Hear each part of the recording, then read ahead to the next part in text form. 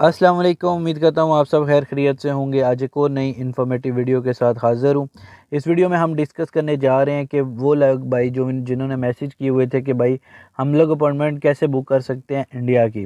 तो जैसे कि बहुत सारे भाइयों को पता है कि इंडिया में विड्रॉ सिस्टम आ चुका है और उसी के थ्रू आपको अपॉइंटमेंट मिलेगी। फिर बहुत सारे भाई मैसेज ये भी कर रहे थे कि किस किस को जल्दी मिल रही है और किन को मिल रही है अपॉइंटमेंट जल्दी, और क्या सिस्टम है पूरी डिटेल के साथ बताएं।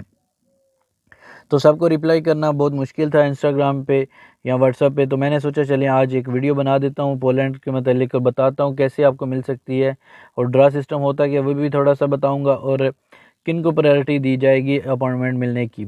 तो वीडियो को शुरू करने से पहले अगर किसी भाई ने फ़ाइल प्रिपेयर करवानी हो या फिर उसको किसी भी रिलेटेड इंफॉर्मेशन चाहिए हो वीज़े के रिलेटेड, तो मुझसे कॉन्टेक्ट कर सकता है।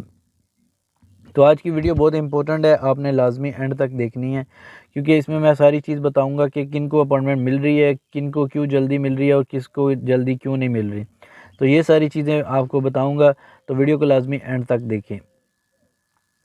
देखिए सबसे पहले जो ड्रा सिस्टम है उसमें आप सब ने अपने जो वर्क परमिट है उसकी सारी डिटेल डालनी होती है, आपके पासपोर्ट वगैरह ये सारा नाम फिल करना होता है। जब वो पूरा एप्लीकेशन सक्सेस हो जाती है तो एक डेट दी जाती है आपको कि इस डेट को ये ड्रा सिस्टम ओपन होगा। तो उसमें अगर तो आपका नाम निकल आता है, सही है, तो उसमें आ जाती है अपॉइंटमेंट, तो आपकी बुक हो जाती है। अगर नहीं होता तो आपको ईमेल आएगी कि आप वेट करें नेक्स्ट ड्रा का।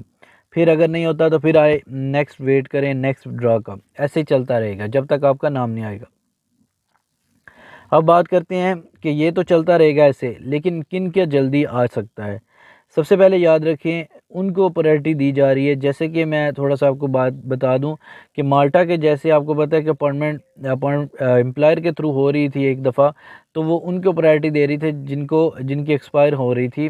अब एक्सपायर हो रहे थे अप्रूवल इन प्रिंसिपल लेटर या वर्क परमिट जो भी आप बोल लें, माल्टा के उनको प्रायोरिटी दे रही है। सेम यहाँ पे भी सिचुएशन है कि वर्क परमिट पोलैंड के जिनकी एक्सपायरी नियर है, मतलब अगर किसी का एक्सपायर होने वाला है 6-7 महीने हो गए हैं और 1 साल का वर्क परमिट है, तो उनको प्रायोरिटी दी जाएगी।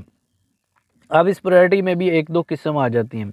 उसमें एक दो काइंड ये भी हैं कि 100% किसको दी जाएगी, क्योंकि एक्सपायरी वाले भी होंगे, लाइक रियल रियल जो ऐसी कंपनीज भी होती हैं जिनको वाकई बंदे चाहिए होते हैं या वाकई एम्प्लॉय चाहिए होते हैं, और कुछ कंपनी होती हैं जिन्होंने पैसे के लिए ये काम किया होता है थर्ड पार्टी के थ्रू, वहाँ रीजनली उनको रिक्वायर्ड नहीं होते, लेकिन उनका काम है उनको वीज़ा या वर्क परमिट प्रोवाइड करना। तो उनका क्या बनेगा।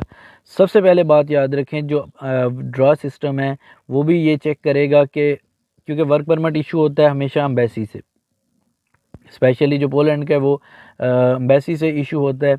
तो पोलैंड वाले एम्बेसी जब उनके पास पूरी डिटेल होती है कि आपका कब अप्लाई किया, किस कंपनी ने कैसे किया, वाकई इस कंपनी को आपके एम्प्लॉय की ज़रूरत है या नहीं है, इनके पास लाइक कैपेसिटी है इनको हायर करने की, इनको वाकई चाहिए। तो अगर ये सारी चीज़ें रिक्वायरमेंट हैं, 3 चीज़ें, कंपनी को वाकई ज़रूरत है आपकी, कंपनी रीजनल है और कंपनी को ज़रूरत है वाकई, और ये आपका वर्क परमिट जो है वो एक्सपायर होने वाला है, तो ये 3 चीज़ें हैं तो आपको प्रायोरिटी दी जाएगी। अगर ये 3 चीज़ें नहीं हैं तो आपको डिले किया जाएगा, क्योंकि वो प्रायोरिटी देंगे अब जिनके एक्सपायर होने वाले हैं उनके पहले सबसे अपॉइंटमेंट मिलेगी। अब उसमें भी रियलिटी मैंने बताई है कि 2-3 तरीके हो सकते हैं कि जिनकी कंपनी रीजनल हो, जिनके आर्डर लाइक वाकई वहाँ चाहिए हो, तो ये अब जो स्टाफ नॉर्मली हायर करेंगे, बहुत सारी थर्ड पार्टीज़ होती हैं जिनके थ्रू लाइक वहाँ कंपनीज़ को चाहिए या नहीं चाहिए, लेकिन वर्क परमिट इशू हो जाते हैं। वर्क परमिट का इशू नहीं होता, वर्क परमिट तो आप अगर करवाना चाहें किसी भी कंपनी में करवा सकते हैं, लेकिन उस वर्क परमिट की बेस पे वीज़े का कोई तल्लक नहीं। वीज़े का एक सेपरेट तरीका है, वो एम्बेसी सब कुछ चेक करने के बाद ही वीज़ा इशू करती है।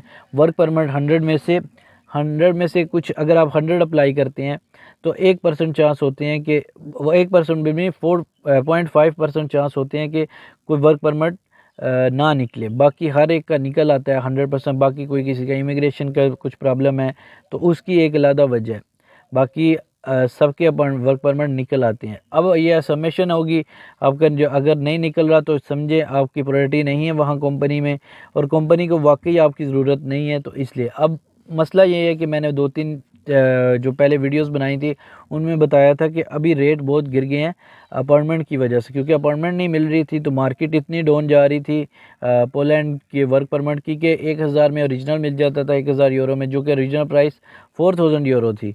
अब अगर ये ऐसे ही चल रहा है, कुछ 700-800 भी ले रहे हैं अभी, बहुत कम रेट में चल रहे हैं पोलैंड के वर्क परमिट। तो ऐसे जो वर्क परमिट होंगे वो डेफिनेटली असली तो होंगे, एम्बेसी इशू किए होंगे, लेकिन कंपनी को वाकई वहाँ एम्प्लॉय रिक्वायर्ड नहीं होगा। तो कंपनी को एम्प्लॉय रिक्वायर्ड नहीं होगा, जब एम्बेसी चेक करेगी तो अगर वाकई नहीं रिक्वायर्ड तो फिर आपको अपॉइंटमेंट भी डिले मिलेगी, अगर मिल भी गई है तो वीज़ा लगने के भी चांस कम होते हैं। तो ये सारी चीज़ें बातें आपको पता होने चाहिए जब आप अपॉइंटमेंट के लिए बुक कर रहे हो कि आपका क्या सिस्टम होना है। अगर तो वाकई वहाँ कंपनी को चाहिए, कंपनी ने वहाँ एडवर्टाइजमेंट की हुई है बराबर, सब कुछ किया हुआ है, तो फिर आपको अपॉइंटमेंट जल्दी मिलने के चांस है। तो ये थी आज की वीडियो, अपॉइंटमेंट का सिस्टम जो ई कॉन्सुलेट के थ्रू आपको मिल रहा है अभी, इसके मतलब बताना था। तो उम्मीद करता हूँ ये वीडियो पसंद आई होगी। वीडियो पसंद आई है लाइक शेयर सब्सक्राइब कर दें, चैनल को लाजमी सब्सक्राइब करें। बहुत सारी इंटरेस्टिंग वीडियोस आने वाली हैं व्लॉगिंग के रिलेटेड, तो वो भी शुरू करने जा रहा हूँ इंशाल्लाह। तो चैनल को सब्सक्राइब कर लें ताकि मज़ीद इन्फॉर्मेटिव वीडियोस अपने तक आती रहें। तो मिलते हैं एक नई वीडियो के साथ, तब तक के लिए अल्लाह हाफिज़।